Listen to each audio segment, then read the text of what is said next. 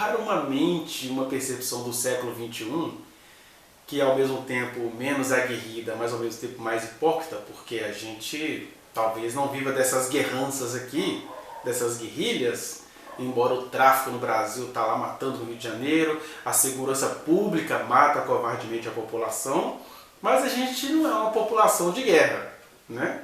Por outro lado, a internet está cheia das pornografias mil, dos incestos mil, da pedofilia horrenda, cheia de jogos vorazes, criminosos. Então o mal, a beligerância nos habita, e é o que eu estou falando como um ser humano partícipe de outros seres humanos, né?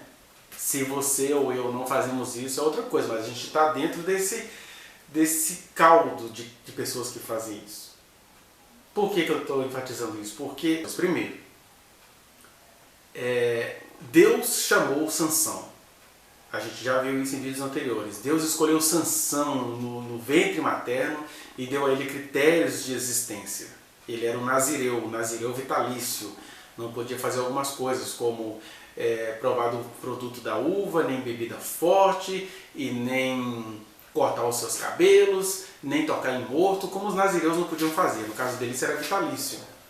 E que nos faz perguntar por que Deus fez esse chamado personalista? Porque a gente tem um personalismo aqui, né? Deus faz um menino nascer com superpoderes, às vezes confundido com Rambo, com Hércules, com outros semideuses, mas aqui é só um homem que ficava cheio do Espírito Santo no sentido de ser beligerante contra os povos filisteus. Por que em um contexto tão beligerante Deus levanta uma figura de forma personalista? Porque o que você está vendo aqui? O que a gente vê aqui? Israel estava conformado com o domínio filisteu, porque ele chega aqui no versículo 11, 3.000 homens da tribo de Judá e falam para Sansão: não sabias tu que os filisteus dominam sobre nós? Ou seja, olha que conformidade populacional, né? Indicando que muitas vezes a vontade da população, os tradicionalismos da população, os interesses da população, aquilo que a população vê como comum, não significa necessariamente que seja a vontade de Deus, porque você tem aqui 3.000 homens conformados com o domínio injusto e perverso dos filisteus. E aí, a outra pergunta é, então por que esse personalismo em Sansão? Primeiro é isso, né?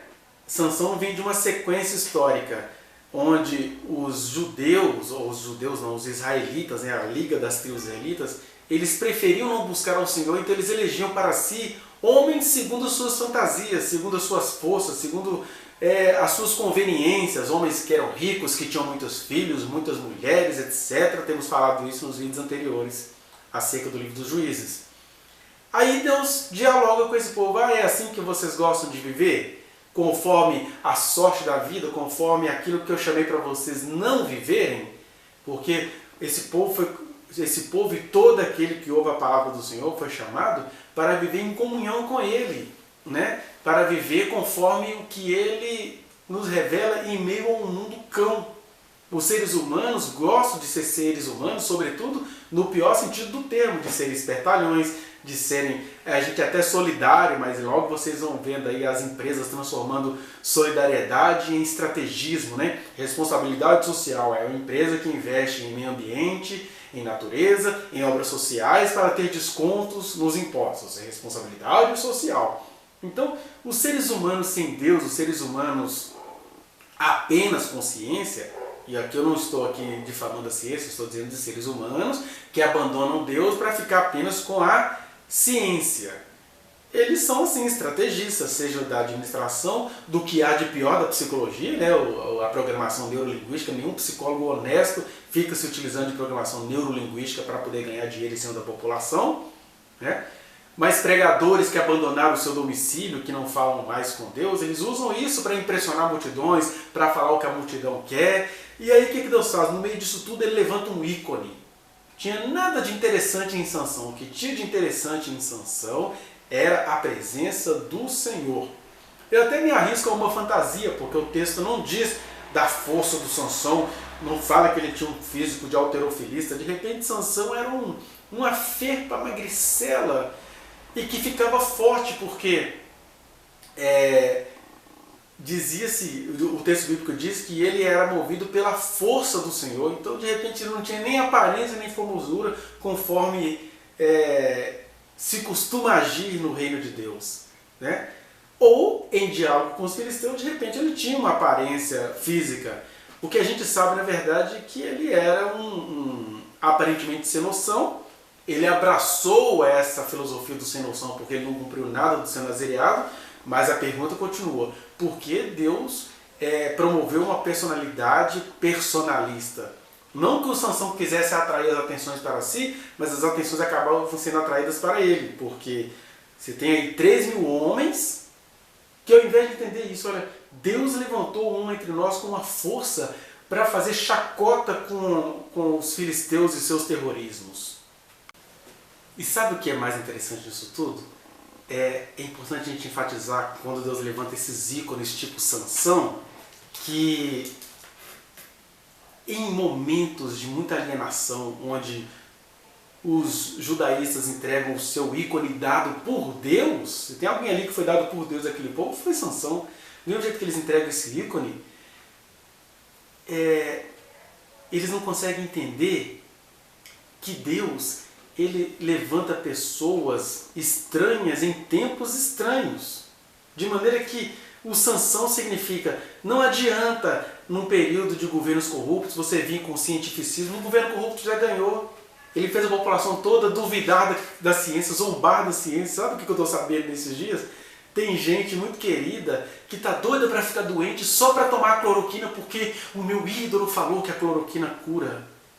Aí o cara comete crimes. Aí você tem um conselho de medicina no Brasil que não contesta um presidente da República receitando e se esquivando. Eu avisei que tinha que cuidar da economia, sem perceber que os outros países do mundo... Enfim, cortando o assunto aqui, a gente precisa entender o seguinte: Deus levanta ícones nesses tempos, porque não adianta vir com o diálogo, com ciência, com filosofia. Tem hora que é só intervenção, tem hora que é só sanção, é arrancar a porta da cidade.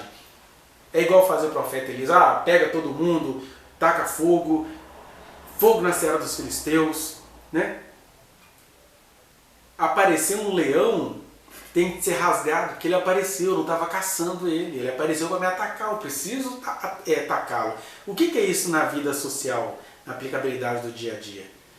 Que em tempos de governos cegos e anticientíficos e antiéticos e anti-fé em Deus, porque é fé na tradição, mas jamais fé em Deus, o que vale é você falar a mesma linguagem que esse povo entende. Esse povo entende de charada pronta, então vamos trazer charada pronta. Por exemplo, é um povo conservador que fica preocupado em defender vida de feto. Qual que é a charada?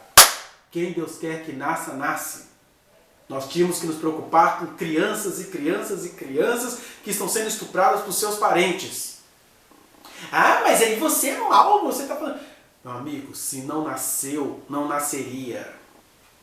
É um absurdo isso tudo, mas no mundo de absurdos, a linguagem remedial é a do absurdo. Confio em cloroquina, eu confio na cura do Senhor. Mas eu confio tanto na cura do Senhor como na prudência, não vou na sua onda. Enfim, Deus levanta ícones para falar linguagem absurda numa população que só entende o absurdo. Até que ele venha uma hora e faça a purificação. É isso que significa sanção. É isso que significa ter a memória de Sansão nas Escrituras. Para a gente entender que no Brasil a gente está vivendo esse tempo de absurdos que só vão poder ser respondidos com absurdo. Né?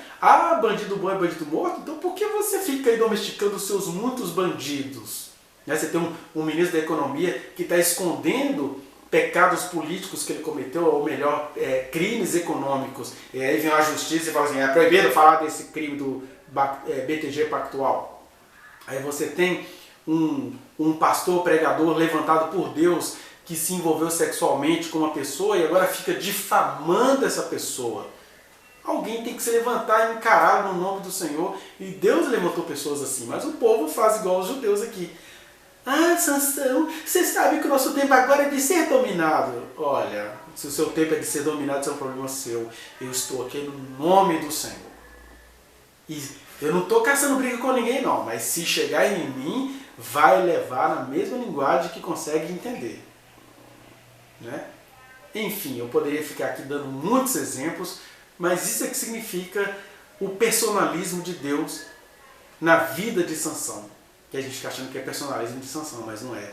Deus levantou um homem para ir contra dois nichos. O nicho dos filisteus terroristas e os nichos dos israelitas alienados.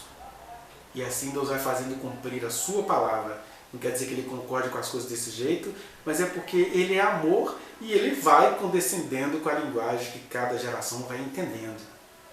Então é na força desse Senhor de Sansão que a gente deveria andar. E isso sim é aplicar o Antigo Testamento aos dias atuais. Não estou chamando ninguém para guerra, ninguém para fazer terrorismo, estou dizendo que numa linguagem e num poderio corrompido, a sua linguagem, a sua resposta também tem que ser certeira e aparentemente corrompida. Mas é só aparentemente, porque não é corrompida. Assim como o absurdo da cruz é só aparente. Vá no link que está aqui na descrição e acesse a reflexão na íntegra.